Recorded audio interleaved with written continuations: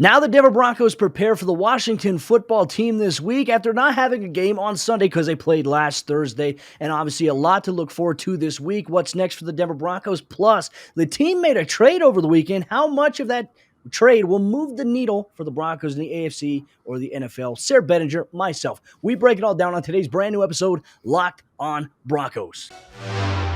You are Locked on Broncos, your daily Denver Broncos podcast. Part of the Locked On Podcast Network.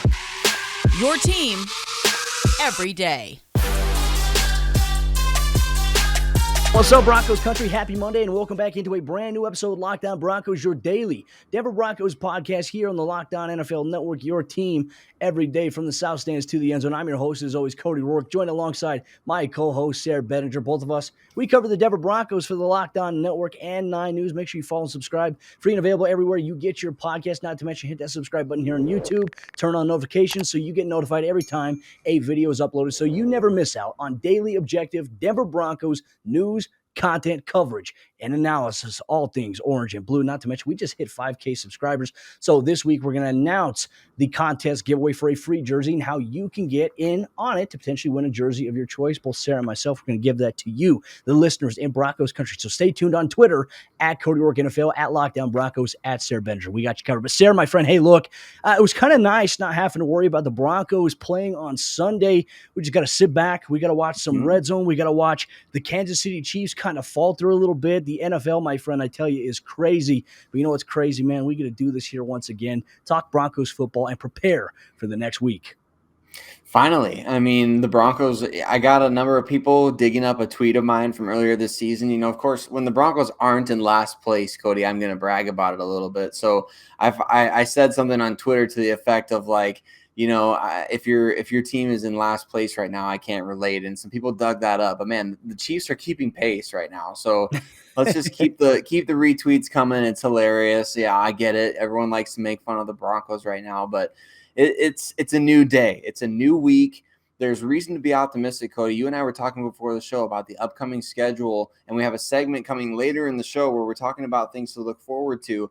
But man, something that we can kind of tease to look forward to is the schedule, and we'll talk about that in a bit. But it's a new day in Broncos country. But like you said, this team has to figure out a way to not play, especially on offense, the way they've been playing. Yeah, that's going to be a big key. And also, they can't play the way that they did on defense on Thursday night against the run. So the Broncos on Friday or the weekend, they went out and they made a trade. George Paton executed a trade with the Minnesota Vikings. Some familiarity there with defensive and outside backer Stephen Weatherly. The Broncos gave up their 2022 7th-round pick. They acquired Minnesota's 2023 7th-round pick. And they also acquired Weatherly, who's going to come in and be a defensive depth guy, either at D-end or outside backer, considering that's where the Broncos are banged up right now. But not the one position they're banged up the most on defense. This is leading to some speculation. Maybe the Broncos might do some different things here. And Sayre, I think it makes a little more sense now once we see that Mike Purcell, Vic Fangio mentioned on Friday, Mike Purcell could miss several weeks, potentially longer. He's got a significant finger injury, which for a defensive lineman, you have to grab, you have to have strength in your fingers. So, I mean, everyone's like, oh, it's just a finger. But the reality of it is you need a finger in order to do stuff on the defensive interior. So he's going to miss some time. But Vic Fangio alluded to it. Now, no changes in Broncos country, no coaching staff changes. And I know a lot of Broncos fans are upset about that regarding Pat Shurmur, the offense, or even Vic himself. There is something, though, that I do want to kind of pinpoint.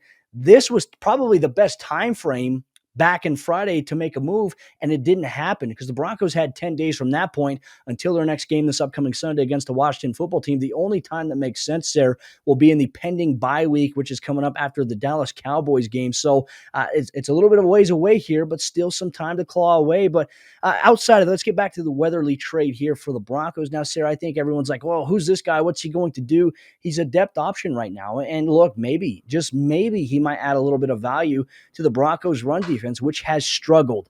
With Mike Purcell's injury, you know, we might see a lot more of that. But Vic Fangio had mentioned something as well. When you have these injuries and you have a lot of these things, you could recreate some things. So it's given me an idea, Sayre. I don't know if it's going to happen, but what if the Broncos went from a 3-4 scheme here, obviously due to the injuries and the fact that the linebackers there, you have Sternati and you have Curtis Robinson, both struggled in action. maybe you go to a 4-3 where you have 4 down linemen, you have 3 backs, you have one guy really playing the interior middle, and then you can walk your 2 other backers up if you need to. I would require a lot of shuffling around, but considering the injuries right now, it might make sense, Sarah. It could. It really could. And I think obviously something that we talked about before the season too, a lot more nickel, a lot more dime. Of course, that doesn't necessarily help you stopping the run, right? So we still have to focus on that at least a little bit. But yeah, they're kind of slowly but surely piecing together an old, like preseason week 3 or week 4 Minnesota Vikings defensive line there with Shamar Stephen and now Stephen Weatherly coming in. If I remember correctly, Cody, this is going to really test how much I really pay attention near the draft time, but I'm pretty sure Stephen Weatherly at one point came to Denver for a pre-draft visit. So as much as this may be a George Paton thing, it could also be like a scouting department thing for somebody who's been there for a while, who maybe likes him and thought that he was worth trading for right now. And of course, it's fascinating. Like you mentioned, it's not even the most banged up position on the Denver Broncos defensive front. But at the same time, I think that where the Broncos have been gashed a little bit more than people realize or are acknowledging is off the edge running at Malik Reed lately. And I hate to bury Malik Reed like that. I mean, he's played some really good football, but man, he was getting sealed off pretty good by Jedrick Wills against Cleveland for sure. So definitely Malik Reed's side needs a little bit of help. And I think Jonathan Cooper is going to be helping spell Von Miller a little bit. So you do have some opportunities with guys there that are scheme versatile. We know that Vic Fangio's defensive scheme has always been, especially up front, it's always been about versatility. So we know those defensive linemen can play different techniques. We know that those guys can rush the passer from a multitude of positions. And it would be interesting to see, Von Miller. When's the last time we saw Von Miller put his hand in the dirt and rush like that, So could be kind of fun to watch. And I'll be interested to see if what you just kind of maybe not necessarily predicted, but what you threw out there suggested could come to pass. Well, it felt weird that Vic mentioned the words, one thing we could also do is recreate. And so I was thinking to myself, what are you going to recreate here? I mean, you can't go in and you can't clone Von Miller to have 12 of them. I mean, you can't. You simply can't do it. And obviously, we'll talk about Von Miller and his injury status a little bit later on here in the show. But obviously, this is an addition for the Broncos that gives them depth. Not sure it really moves the needle inside the AFC West, let alone the NFL for the Denver Broncos at this point that have lost 4 consecutive games after a 3-0 start, kind of similar to the Carolina Panthers who lost to New York Giants on Sunday. Sarah, the NFL is wild, my friend. But yes. Broncos country coming up here in just a moment. Sarah and myself, we're going to talk about one Broncos player that could be on the trade block, and it's Kyle Fuller. What might that look like for the Denver Broncos? Why might they make that move? And who could step up if that move does happen? We break it down coming up here in just a moment. But before we do that, let me tell you about the sponsor. Today's episode of the show, it's our good friends over there at DirecTV Stream. And ladies and gentlemen, you get tired of looking for the remote. You get tired of having to call your mother-in-law up just to get the login for her service that she uses. Or you can borrow, obviously, the logins from your friends for some of your favorite sports to be able to watch on-demand or movies anytime that you want. Well, it's a little bit of a hassle, but DirecTV Stream helps you eliminate that today. And you can cut the cord today by signing up for DirecTV Stream. And the best part of it all, there is no annual contract. So get rid of the clutter, get rid of the confusion, and sign up for DirecTV Stream today. Go to directtv.com to see more details. Compatible device is required. Content varies by package. All right, Sarah, jumping to the second half action of today's episode, Locked On Broncos. Taking a look now at the trade block. Obviously, November 2nd, the NFL trade deadline, and I think a lot of us have asked. We've posted out here on YouTube. We've posted out on Twitter. We've talked about whether or not the Broncos are going to be buyers or sellers at the trade deadline. Well, the Broncos have already made one trade, but could they be potential buyers? We've thrown that out there. There is one player that's name has come up as being potentially on the trade block here, and that is Kyle Fuller. The Broncos cornerback that they signed this offseason has a lot of familiarity in Vic Fangio's defensive scheme, but he has not fit the part as to what the Broncos have wanted. He has struggled making the plays that the Broncos have expected him to make, and he has since been replaced by Ronald Darby, who the Broncos simply paid more money and has a 3-year deal with the team. And Patrick Surtain, who is playing lights out right now, Sarah. From a coverage standpoint, he is fantastic. He has to improve as a tackler, missed a couple of key tackles against the Browns, an area he has to improve on. And Vic Fangio on Friday had called him out and said that he's got to be more of a willing tackler, and that's going to be a key there. But it's going to be really hard to ignore how good of a cover guy he's been. I think the tackling stuff is going to come with time, and I think that maybe he might work with Champ Bailey here this offseason. But, regarding Kyle Fuller, what is his trade value in your opinion? If you're another team, and especially there's a lot of teams out there right now that are very cornerback needy. What do you think Kyle Fuller's value would be for the Broncos to give up? Well, it's such an interesting situation, isn't it? Like you said, there's so many cornerback needy teams around the NFL. I could think of a number off the top of my head that have been really struggling to find depth at the position. First of all, the Tennessee Titans, who just lost their first round pick, Caleb Farley, to a season ending knee injury. We know the Green Bay Packers have been a team that's been on cornerbacks for a while, trying to scour the waiver wire, scouring the trade market. Look at the Carolina Panthers traded for 2 guys. They traded multiple high draft picks to get guys. Teams are desperate for help at the cornerback position. So in that regard, I think the Broncos are in a really great spot. They've got guys that can play right now, that can start for you right now in a league that's starved for guys that can play, that can start. On the other side of the coin, then you're looking from the other team's perspective and you're like, where can we maybe buy low at the cornerback position? And you look at the fact that Fuller has essentially been benched in Denver for Pat Surtain and Ronald Darby and Bryce Callahan. He's essentially dropped from being a cornerback 1 or cornerback 2 to being a cornerback 4. And so maybe you're looking at the potential of buying low there. So there's like this conflict of value right now where it's like, where do you place his value? And if you're the Denver Broncos, your best bet to get the best value for Fuller might be a player for player trade, or it might be absorbing his entire salary for this season and getting a higher draft pick. If you're doing that trade in the name of getting a draft pick, Cody, I feel like you got to eat that salary. The Broncos have plenty of salary cap space.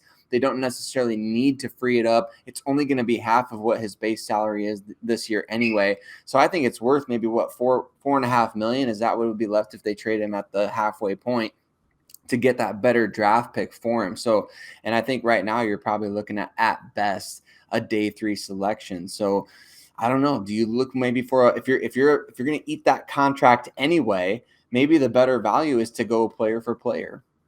Yeah, that's a tough question, and I'm looking at it as well. I mean, could you trade Kyle Fuller for a inside linebacker? Does it make sense right now, especially with Baron Browning returning?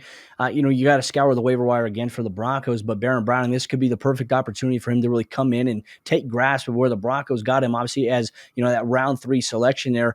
For me, just knowing George Paton, we know that he loves to assemble the war chest. He loves to stock it up with draft picks, because when he came in, the Broncos didn't have 10 draft picks going into this year's NFL draft. And what do? They somehow acquired 10 total picks.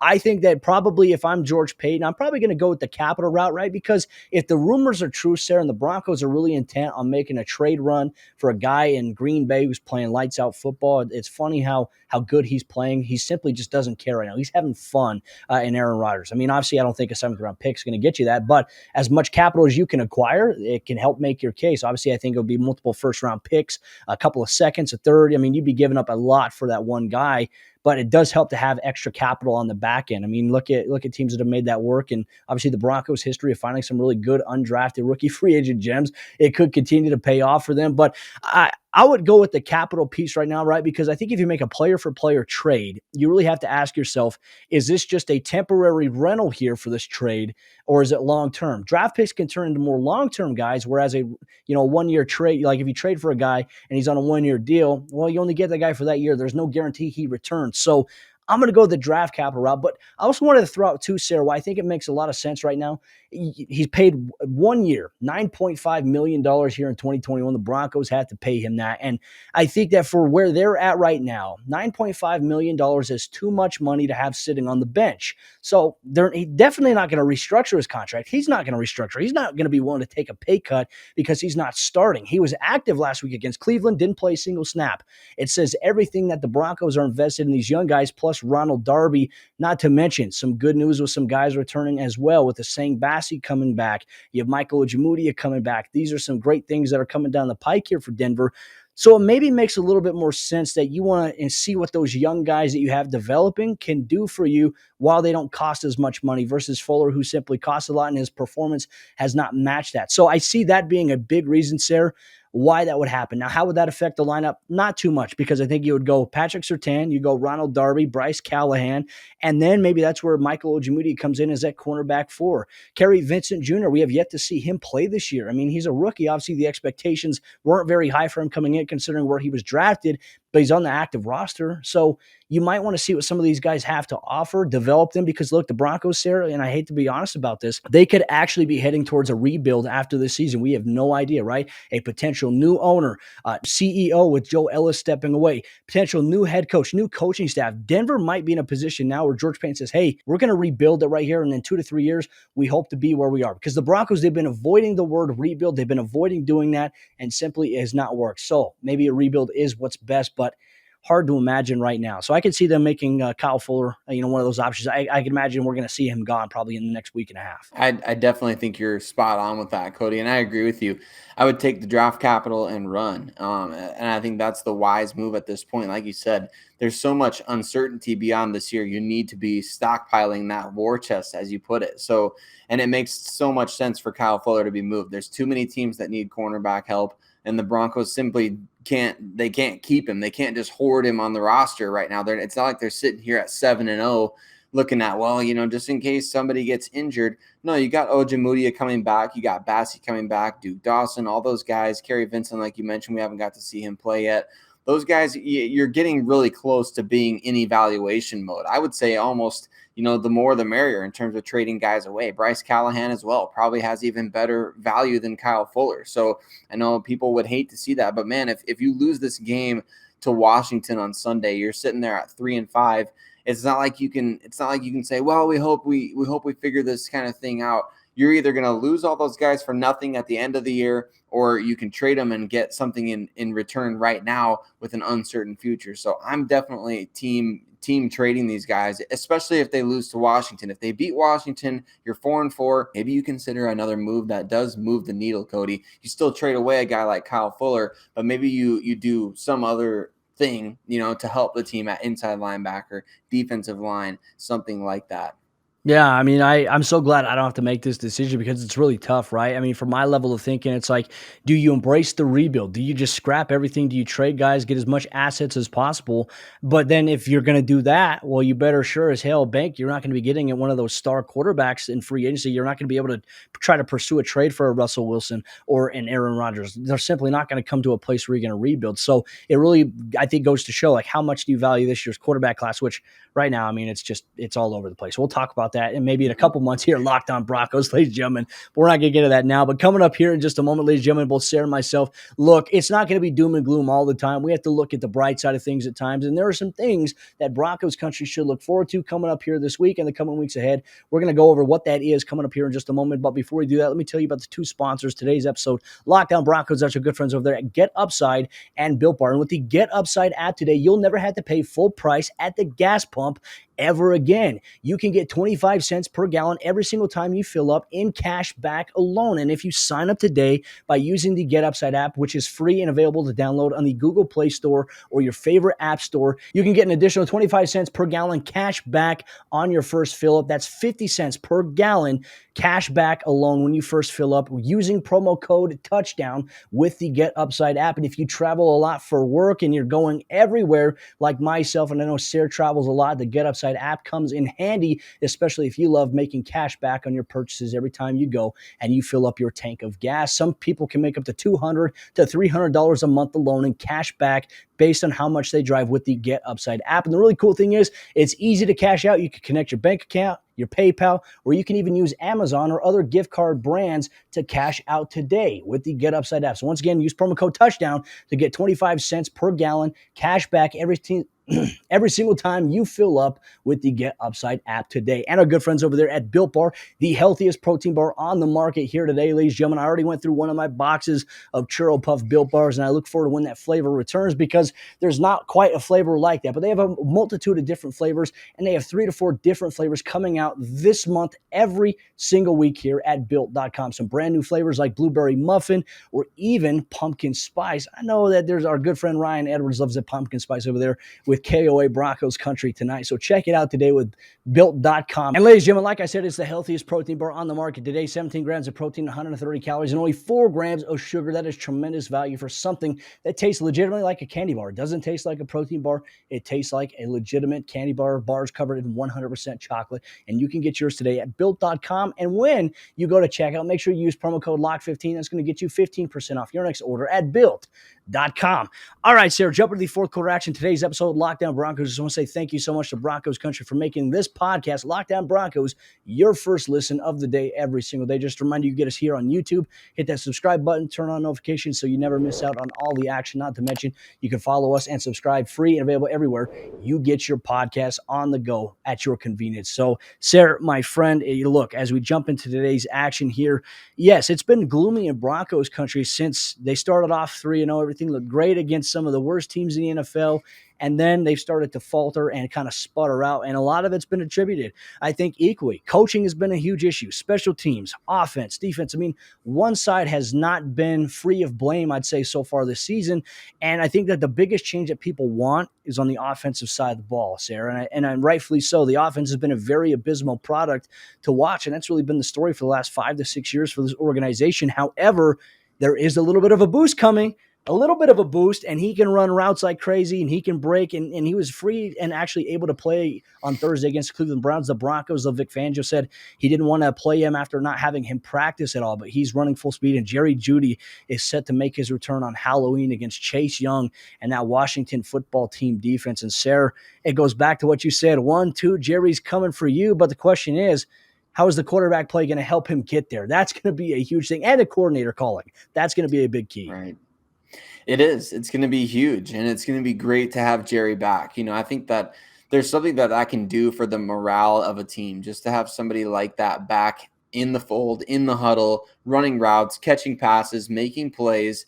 Jerry Jeudy opens up so much for the Denver Broncos offense. We saw it in week 1. He didn't even finish the game. He was already at 6 receptions. I don't remember the yardage off the top of my head, Cody, but he was 72, already at baby. 72 yards. Look at that. So he makes an impact on the game, and he's capable of doing this, whether it's contested catch situations, but especially after the catch. And we've talked about this on the show quite a bit, so you listening know we've been calling, begging, pleading for yards after the catch for the longest time. So I hope that against Washington, I hope we see yak, yak, yak. That's all I want to see from these receivers, and especially Jerry Jeudy. You get this guy out in space, and he's going to get in space because he gets open just about every single play.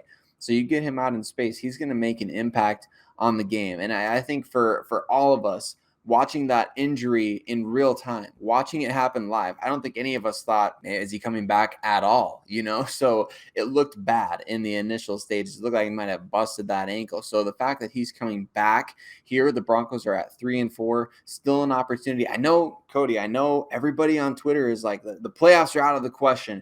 Everything, that is out of the question. It's time to reset. It's time to rebuild. It's time to reload. The Broncos are 3-4 right now. Okay. So they play the Washington football team next, and they play Dallas, then they play the Philadelphia Eagles. To me, that sounds like 2 out of 3 are pretty winnable games, Dallas being the one exception there if they're playing really well right now. So Jerry Jeudy coming back for this game. 1-2, Jerry's coming for you. And I've seen a lot of people, the most common response I've gotten, Cody, and I can't deny this is funny, but 3-4, Shermer's out the door. So, I mean, it's just, people on Twitter, the internet is undefeated. It remains undefeated. So, but Jeudy, he's coming back, and he's coming with, with some reinforcements as well. He's not coming by himself. Yeah, and let's hope that can be a big boost there too, because, I think it goes back to, we're going to have Tim Jenkins back this week. He's finally back from vacation. Well-deserved from a man, but he was pretty not surprised by Teddy Bridgewater's performance against the Browns. And like I said, it's not just Teddy, ladies and gentlemen, so don't just take it as me trying to pile on Teddy. I don't know if any quarterback would have done, whether it be Drew, whether it be Teddy, I don't know how they would have done in those situations, but it's a good questions that we have to ask. Like, maybe they could have done better with this guy. The option currently right now for the Broncos for the future is currently not on the roster. I think everybody in Broncos country, I think we can all agree on that. But we do know that Teddy Bridgewater, Jerry Jeudy, they had that chemistry going in training camp. And obviously early on in the season, the 6-catch, 72-yard game against the Giants defense, which is pretty solid, by the way, Sayre. Pretty solid, pretty underrated. Doesn't get enough credit for it. I liked what I saw from Jerry there, but can he continue to build off that, right? Can he maintain that? What's the strength look like in his leg and his ankle? But there's also going to be another guy coming back that you were kind of mentioning. That's going to be Albert O, as Vic Fangio said that he felt comfortable maybe taking him off IR this week, but a short week turnaround against the Browns, he didn't want to do it then. We could see Albert O back. And then on the defensive side, you get a Saying Bassey coming back here soon. Not sure if it's going to be this week. It could be this week. And Duke Dawson and Michael Ojemudia. So help in that secondary. We know Duke Dawson has played kind of that hybrid role as well as kind of that dime backer at times and also a guy that you can bring into the box. So there's things that the Broncos can do. I'm really eager to see what the coaching staff decides to do, even though that I think the fan base right now doesn't have a lot of confidence in the staff, rightfully so. They haven't given the fans much to be confident about with how things have gone, with what they've said in the media, and then all of a sudden, nothing has changed. It's like, okay, we need to do this better, but it hasn't gotten better. So I understand that frustration there. But the final thing here today, Sayre, something to look forward to this week for Broncos country, because I think we all need it, especially Broncos country. We appreciate you taking time out of your day to listen and watch us. No significant injury here for Von Miller. And if that was the case there, we would have heard something by now, because after the game, he met with the media. He said he's going to be good, and he was really dejected about the fact he didn't get to finish the game. The medical staff told him, hey, you're not going to go back out there. We're not going to risk it. But for Von Miller, and I also want to pinpoint this because I saw a lot of people piling on Von Miller after the Cleveland Browns game. I want you to just go back and watch him, specifically watch number 58. Watch his effort on every play. Watch what he was fighting through, some of the double teams, triple teams, and even extra chips he received from a running back. Not to mention, he was still creating pressure and causing a little bit of havoc for Case Keenum. Now, it may not show up in the stat sheet as a sack or anything like that, but if you watch what Cleveland had to do to get away from him, you're going to see the tight end screen to David Njoku. You're going to see it to Austin Hooper. You're going to see the dump offs to the tailbacks. They wanted to get the ball to Keenum's hands quickly, and Von Miller was causing havoc. He was getting there. He was forcing Case Keenum to get the ball out quickly. So if you don't go back, you don't watch that, please don't pile on Von. Von literally went out there and he said, hey, this is the week. I want to go. We're going to kill the tackle. Like, he tried his best. Unfortunately, it wasn't matched by everybody else there. And I think it's easy for people to say, oh, yeah, Von didn't do it. What happened to all that talk that you were doing, Von? I think it's really unfair at this point. Von's trying to be a leader. And I thought that for his effort, what he did, he and Shelby Harris had phenomenal effort. Unfortunately, nobody else could follow suit. Exactly. And it's great to know that his injury is not long-term, because as we're in the spirit of talking about guys coming back from injury, like we were talking about before the show, it won't be too long now before Bradley Chubb is also back from his ankle injury. So win a couple of these games and see where you're at after, and that's easier said than done at this point. Like you mentioned to me, Cody, it's hard to see the Broncos winning many more games right now, the way that they've been playing, especially offensively. But the good news is there was a point during this particular season that we're currently in where we were like, if the Broncos keep playing like this, they're going to win a lot of games. So we've seen both sides of this now. We've seen them win 3 straight. We've seen them lose 4 straight.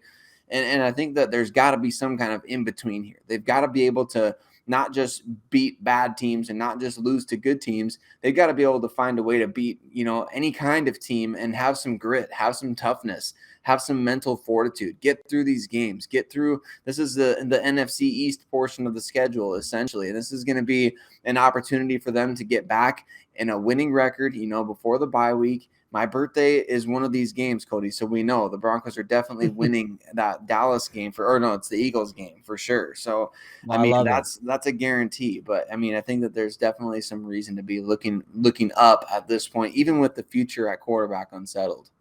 Absolutely. And Broncos country, the future may be unsettling, but one thing is for certain, and that is Sayre and I are going to be here every single day to provide you with Denver Broncos news, content, and coverage every single day, through the ups, through the downs, the peaks and the valleys. Sayre and I, we got you covered. We appreciate all your interaction. Broncos country means the world to us, whether you agree with us, you disagree with us. Let's always have a discussion about it. Keep it civil in the comment section on YouTube or on Twitter. We look forward to interacting with you, and we can't wait to see you tomorrow for a brand new episode of the show where we answer some listeners' mailbag questions, some great questions sent in for us on Twitter Tuesday. We got you covered. And then this week, also look forward to a crossover edition with the Washington football team, Locked On WFT. Not to mention, Tim Jenkins is going to stop by this week and talk Broncos football with us here on Locked On Broncos.